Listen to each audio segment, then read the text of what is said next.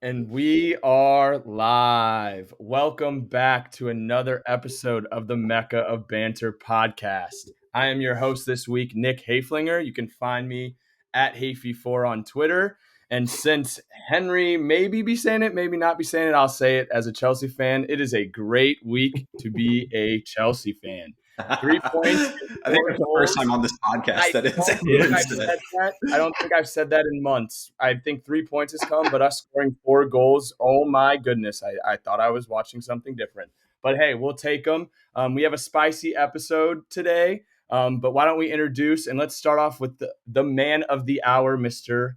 Nate. Passing it on over. Yes, sir. How we doing? It's great. I said I haven't stopped smiling in 36 hours. I'm getting worried at this point, but couldn't be better, man. Couldn't be better.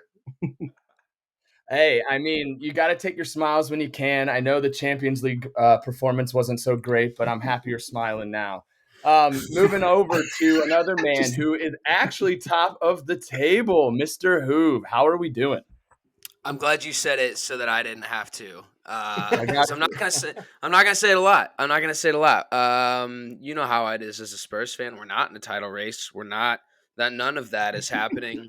We're just here week in and week out having a really good time. So happy to be back, boys.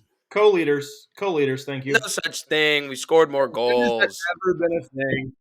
Is that how it works at the end of the year? Is that the Arsenal mentality? They like that co-leader, second place shit. I love it. Well, It's October. They wouldn't know. They've never finished the season as co-leaders. I just want the credit. Yeah, they have no idea. They finished in second. They know what that's about, but they don't know what being co-leaders about. We'll get to it. Don't stress. Hey, but some team that does finish late games over here, Manchester United. How are we doing, Hen? Dude, I'm great. I'm rocking my McTominay jersey at the current moment because that man is goated. It is a great week to be a Manchester United fan. I'll tell you what. We'll get into it when we talk about it. But when I tell you that I was fucking laughing hysterically in the 94th minute watching us win against Brentford, I mean, I was a basket case on my couch. I couldn't be more excited to be here, fellas. Oh, I definitely cannot wait to get in it. But to give everyone, a listener, a little outline, we're going to do our normal weekend recap where we'll talk about all the games this weekend, talk a little maybe Champions League, also St. Louis City performance, and then a segment at the end that we have in store. So let's start it off with the game of the weekend, Arsenal versus City. That's why our man Nate is on, because we wanted some representation for this game. 1-0 victory for the Gooners on an own goal. Let's talk about it. You know, it was own goal is a little tough. They gave it to Martinelli. I'm going to leave it there because I know that was a shot. Hit him off his face. It was going wide. Keep going. I'm going to start off. I saw the lineup. We had Nketiah, Trossard, Jesus on the wing, and I was a little nervous, man, because I was like, Saka's gone, Martinelli's not back, which he said he was going to be. And I came in, and we'd lost 12 in a row, goal differential like 5-33, and like I said in the group chat, I was like, please, Lord, give us a sign, something, man. And then they came out and gave a performance of a lifetime, man. I mean, we were nervous in the first 20. They pressed us so well. They had a few chances off the front of it. Declan Rice header off the line. Ake missed a chance. But then from there, I don't think they had a sniff of the goal. Like, I can't think of another chance. I remember hearing it was so their weird. So weird. And Haaland, their front three, Haaland, Phil Foden, and then Alvarez. Tell me one thing they did in that game. I mean, off the top of my head, I couldn't think. I know I'm looking at an Arsenal perspective, but Haaland got bodied by Saliba. I've watched that clip probably 1,000 times. I mean, our back line and Declan played incredible. Like, it all, I think against City, you have to play so smart because they play so tactically well. Even with, granted they're missing Rodri and De Bruyne, huge misses. I know Nick's going to say it. I'm just going to say it before he even gets there. But then to bring on Martinelli, to have the ability to still be in the game at home and then score like we did. Kai Havertz assist. Just going to say it, Nick. Kai Havertz assist. Jorginho masterclass. It's an own goal. What are you on about? Like, own goals and hitting cloud posts. nine. You just love when Chelsea players do that stuff. Statement win. You heard it here. Statement win, bro. What's Haven't the done statement? it in 8 years. We just beat the team that won the treble last year, and we kind of whooped them at the end of it, I mean, what I'm saying That's kind is, of a wild take. That's a no, wild no, take. okay. You think you whooped them as you Yo, were No. I saying can't, I that can't all wait the for We weren't the fucking okay. bus tour for the Listen, 1-0 victory over we Manchester weren't City. olaying. We weren't olaying through the stadium, but we scored, and then they didn't have a sniff. They didn't have just after as much 60 as minutes. They they didn't have didn't a have shot on sniff, goal. you guys didn't have a sniff. Like you guys were That's not fair. as productive going forward either. You got an own goal. Second half, we were the aggressors. Aggressive, For sure. like not Yeah. crazy good Yep. chances either. He said, No. yep. Okay. It was one of those games though. It was going to be down to one chance. Like Totally. it was I so agree finely with that. balanced. It was I so agree finely with that. balanced. That's why you saying It- dominant performance, I'm shocked by. Well, I think if you looked at any of the games we played them in the league the last 6 years, where we're usually down 3-0.5, for us that's a great performance, man. Like Yeah. Saliba, Dude. Gabriel, I mean, Rice, huge performances. I think from a defensive standpoint, it was a great performance, but like offensively, For sure. you guys didn't do fucking anything. Like we had our B front line.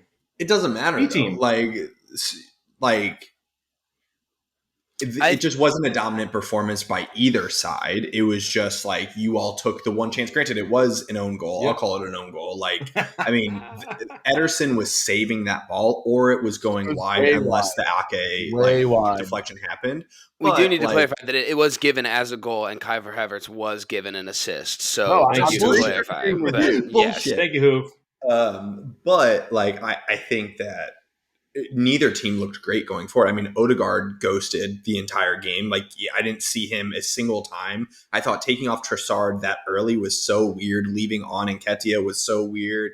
Like they did say Trossard had an injury. I'm not sure. Okay, word. That fine. Yeah. I, on the other hand, whenever I saw Jesus out on the right, I was like, that's great. I think that you get that guy on the field not having to be down the middle, but he can interchange. Yeah. Now the issue is Nketiah only can play that 9 role. So I think if Trossard was like in the 9 or Jesus was whatever it may be, if it was like those 3 across the front, I think that would have been great. But I don't think it was a dominant display by anyone except for Gabriel and Saliba. I would say that those two got to hang their heads high. They played incredibly well. Rice played well too.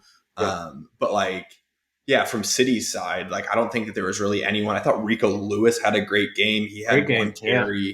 He had one carry like through the middle of the field. He ended up getting fouled, and like they prematurely blew the whistle because he was in on goal when he got tackled. Dude, that was close. I think City just botched. I don't even think Arsenal played incredibly well. So that's exactly where I was getting, and I was talking to Spencer Osterman, buddy, who's a fellow Gooner. City lost that game more than United won it, but I think, or more than Arsenal won it, but I think we learned a lot about City without KDB and Rodri. Like that totally. Team, you don't realize how much flows through them, and like you can see it on the pitch. But then when you see them play like this, I think we learned that they're a lot more beatable without both of those guys. I think Rodri could completely change that game too. But you know, it's tough to beat Man City ever, especially at home. But the guys at the top of the table did it, and it's also tough to leave the Emirates with any sort of points. Who the guys at the top of the table also did. So where I'm getting at is what a trophy. Yeah, hang it in the rafters. Where I'm getting at is I think we're seeing a year of general Prem football where there's no specific dominant team, and the top 6 can beat all of the top 6. And then the pesky teams through the middle are tough to beat on any given week. So I think without a full healthy City team, no one's a clear runaway favorite this year. So I think that's interesting. I didn't learn a ton about Arsenal in that match. I learned more about City. But, you know, come away with 3 points anytime against Pep. You know, you saw Arteta. He was celebrating like they just won the league, bro. He was on his knees you guys praising at God. Luton. At Luton, you guys were doing a walk of honor. I don't want to hear it. Brother, we do a walk of honor every week when we're playing like this. Are you kidding me? Hell yeah, we're doing it. We're taking that. Well, what I would say, at least the takeaway, is that, one, we stuck to our game. We were strong defensively, and we didn't crumble under the pressure. Because I feel like in recent years, there's been years where the aura or the idea of playing City has gotten to us. We get to the game, We make Totally. a huge mistake. We get them a goal, and then we're fucked because you're screwed because essentially you're behind and you're playing against the best team Touch in the on it. world. Yeah, you're allowed to say what you want, man. and then you're chasing a game. You leave spaces, and they punish you every time. So I think for us, it was always going to be, and I think for anybody who wasn't a fan of either team, it was never going to be like a 3-2 because both teams press so well. Like it was literally like press, press, press, long ball, gain it back, and then they press. And it was like this game of like back and forth. And then you saw with like Pep subs, he brought on a few players, including Doku, who I think then we countered with Tamiyasu, and it was almost like this game of chess. And it was really like you said, it was finally balanced. And I think dominant was the wrong word to use. I just think we played confidently, and we played in a way that like they didn't That's a have good word any change. chances. Yeah, we're changed. We're changed. It was That's a dumb. good one, though. That is a good one. I'll give you that. I think I fair. said it wrong. That's fair. But I think what you can learn is that the tides are turning as far as like mentality wise with the players and the coach and the fans. Like there's a belief, and I think I'm not going to sit here and say that we're in the league. That's it. But I'm saying you can see the tide switch, and that's a big goal to get. I mean, like you said, it was finally balanced. One team was going to get a goal. It seemed like both teams are pressing. But what I love, and what I wanted to say specifically was like we scored. There was still probably 8-10 minutes left. We kept the ball. They didn't have a sniff. In recent years, even against Tottenham this year, we scored and then we're like frantic with it. We're making mistakes and we're doing it, but we were so confident on the ball, kept it, moved it. They didn't have a sniff after we scored, and that was the end of it. And that for me was like that was it, man. I went nuts when they scored, and nuts when the full time whistle went. I was gonna say, so you were also a little perspective. You were at Amsterdam as well, so I bet you the scenes were pretty there. Dude, Griff didn't go. I didn't got make to go. it to I mean, Amsterdam, but I will tell you. I just I will queued all tell that you. up for nothing. I I apologize. went even more nuts when we scored at my house. So yeah, you weren't in public. You could say what you want, but the neighbors, vibes in Amsterdam were huge. I mean, yeah, we were with all the Arsenal fans, and granted, we still haven't really come across any Manchester City fans, so we wouldn't know the difference. But out in the wild. Arsenal fans were going pretty electric. It was so funny. We were standing with like Lucas was there and Joey Bosworth was there. Shout out Joey Bosworth for saving 3 pens last night. But then we were with their friend Jeremy too, who also plays like on the indoor team. Jeremy's a Man City fan, and you should have seen Bosworth and Winks just like motherfucking this guy whenever that shot went in. Like, it was hilarious. It was so good. Bro, can we talk about Kovacic too? Like, what? Yeah, dude. Whoa. Like crazy. I thought the first one was a red. Correct me if I'm wrong. The first one was borderline red. Okay, I either way, I've seen it given both ways. Check. But then, it's a fair check. It's a fair check. If you don't want to give a red, whatever. But the second one on Declan studs up in the ankle. 2 minutes later, every other. It's gone. You're gone. I think it's interesting. I think the other one was worse than that one. The one on Declan, I think he barely nicks him, and the other one was more of like. So that's the thing. I think yellow. The first tackle was reviewable. I think they made the right choice in just sticking with a yellow, but reviewable. Okay. But to do exactly the same thing 2 minutes later, and not even get a card, I was like, you could definitely tell the ref didn't want to make a decision, huh? Declan bro, he connected. I mean, he got studs in his ankle, bro. It was late and dirty. Leans up, looks, and goes. Hey, in the case of Jota, he doesn't necessarily even have to hit him if there's intent. So sometimes that's still a yellow. And the only reason I'm really defending this is because I like Kovacic, but I do agree they were risky. He's got to go. I just think the ref didn't want to make a huge decision to change the game, and I can respect that, but also that was fucking stupid from Kovacic. Like he's a lucky boy. And especially after Jota last week, I think Liverpool fans are probably pissed watching that because it was essentially the same or worse. I mean, it was 2 yellows quickly back to back. Yeah, and I mean, I read something today. It was like they're lucky that Arsenal won because I would have bitched my ass off. Totally lost. Like that's it. We all know. We all know. By it. No, that's not our fault, man. We all know the Arsenal fans would have bitched. That is definitely the most obvious thing that would have came from that. If that were to happen.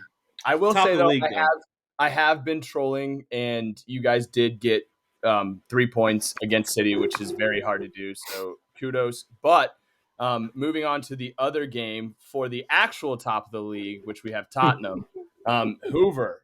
1-0 against Luton. Had to grind one out there. Any thoughts? Again, it's one of those that I've seen Spurs lose or draw over and over and over and over in my life. Like, we consider this a cursed fixture. This cursed fixture being immediately after a huge result against a top 5 team. The early kickoff on a Saturday, also, an issue, and first 2 or 3 matches against a newly promoted side, also cursed. So this checked every single box, and I was out meeting some friends before a wedding on Friday night, but believe it or not, up pretty early to watch the old boys up north. And it was setting up to be exactly that match. Like, literally, they were missing wide open chances. Richie had so many that he could have bagged. Matters was not hitting the ball the way that he should have. They were on the front foot the whole time.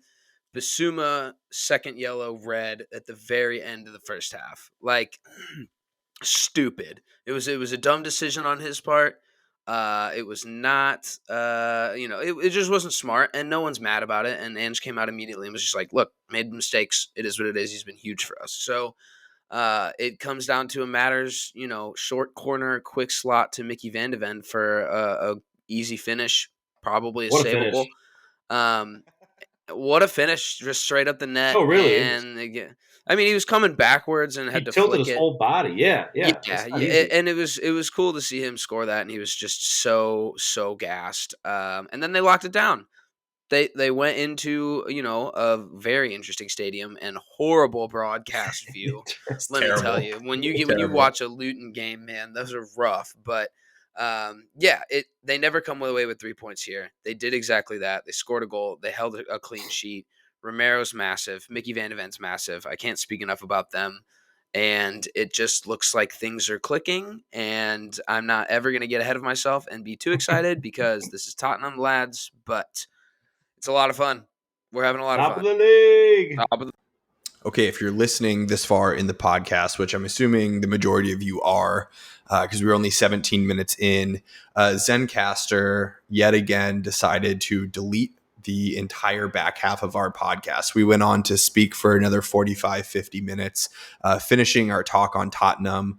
We discussed Manchester United's current form and the late winner that was Scott McTominay, as well as the drop points against Galatasaray midweek.